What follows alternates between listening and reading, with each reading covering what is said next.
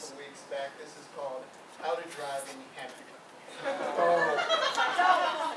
I've already got you. Okay. If you've never driven in Hemet before, you're likely to have some questions, such as, what is that asshole doing, and how am I going to get home alive? Well, never fear. As a lifelong denizen of the city of Hemet, I'm here to tell you everything you need to know to adjust to driving in our fair city. The first thing you should know about driving in Hemet is that you should never, ever use your turn signal, especially when changing lanes or merging. Signaling telegraphs your planned movements to other drivers, giving them plenty of time to cut you off and run you off the road. It also makes it easier for them to track you down and kill you should you anger them through such actions as breathing or existing.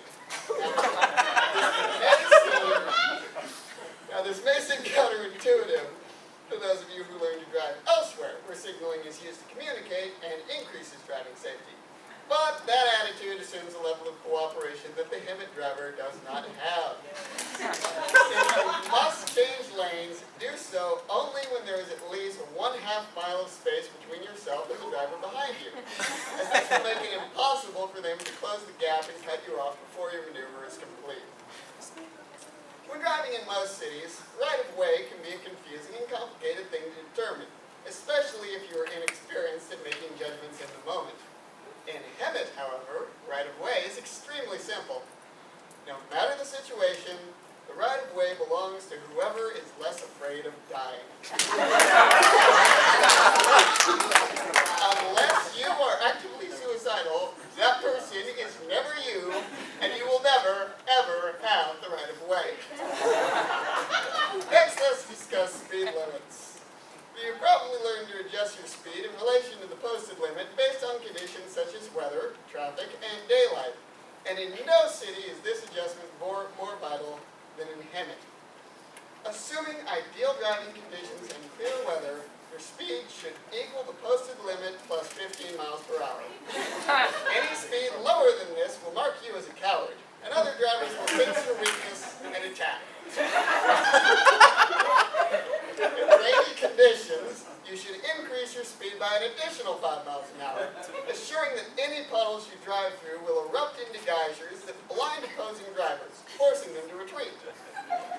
At night, you should increase your speed to double the limit and do not make eye contact. Another factor to consider in Hemet is pedestrians. Now, one might assume that because of the legendary aggression that Hemet drivers display, pedestrians would behave in a way that is cautious, defensive, and self-preserving. This assumption is utterly false. The Hemet pedestrian is aggressive, arrogant, needlessly reckless, and almost certainly both mentally ill and under the influence of at least 5 illegal substances. Expect pedestrians to cross the street in front of you without warning, to walk slowly, unaffected by the traffic around them, seemingly daring you to run them over. Wow. Though the temptation to oblige may be great, it is best to resist. The pedestrian's body is likely to damage your car, and the incident may lead to troublesome paperwork. The temptation to honk will be equally great, but you must resist this urge as well.